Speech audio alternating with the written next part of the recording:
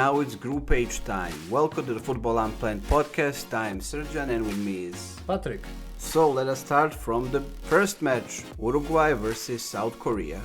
And in that match, unfortunately, we don't have much to write home about. Actually, that match was even so uneventful that it became first match with no shots on target in World Cup history for this century. Probably the same case as Poland versus Mexico. Both sides were maybe too afraid of each other.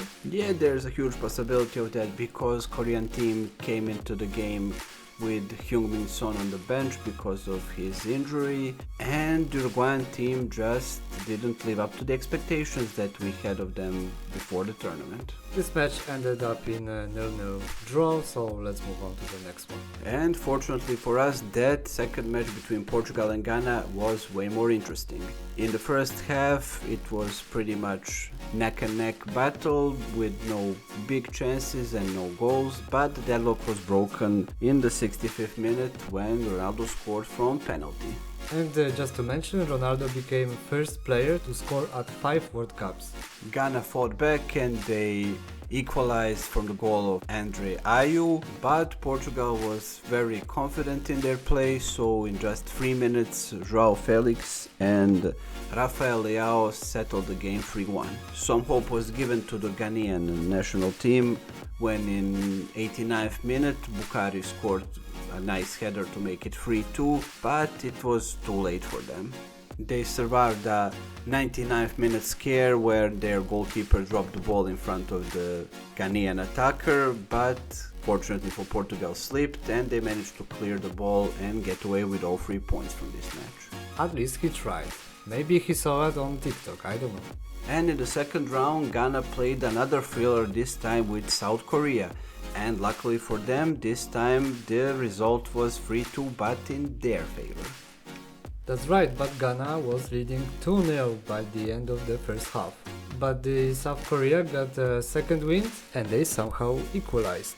What was even more surprising is those 2 goals came from headers. And South Korea is not known for their heading ability, definitely, but it is what it is. They were actually really great goals.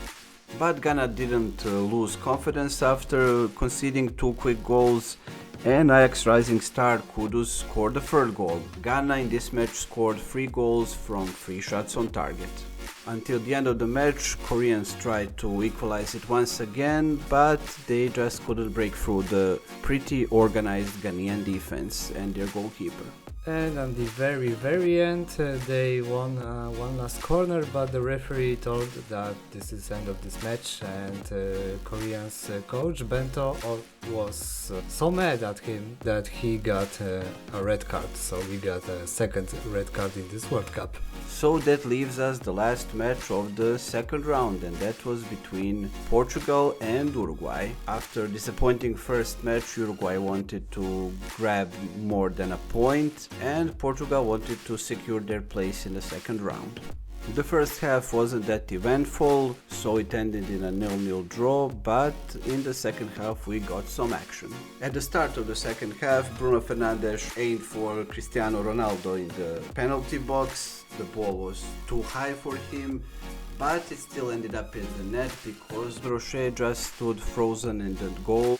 I don't wanna justify Rocher, but at first I thought that he was just standing there because he wasn't sure where the ball is gonna end up. Uruguay coach made some substitutes after that. He even put Luis Suarez in. They had 2 big chances. Suarez actually had a great chance where he shot it wide from 4 meters. They later even went to hit the post, but Portugal sealed the match after Bruno Fernandes put the ball past Gimenez. He caught it a little bit by his arm, and after VAR, the referee decided to give the penalty, which Bruno Fernandes took himself and converted it easily to make it 2-0. That was the final score of the match. So now the only thing left is the third round, and Portugal is playing against South Korea with no actual interest in the game outcome because they are through and they are in the first place. But the second match would be more interesting because even though they lost tonight, Uruguay still has a chance to go through if they beat Ghana.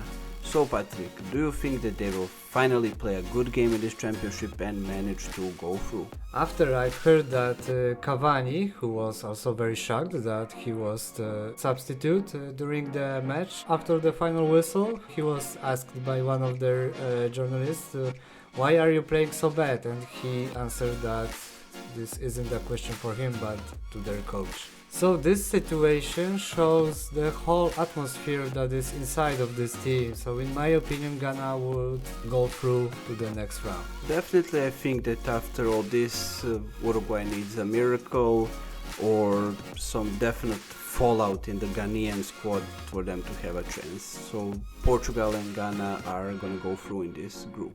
So that brings us to the end of this episode. Thank you for listening to us. Glad you enjoyed it, and as always, please leave a like, subscribe to the channel, and take care.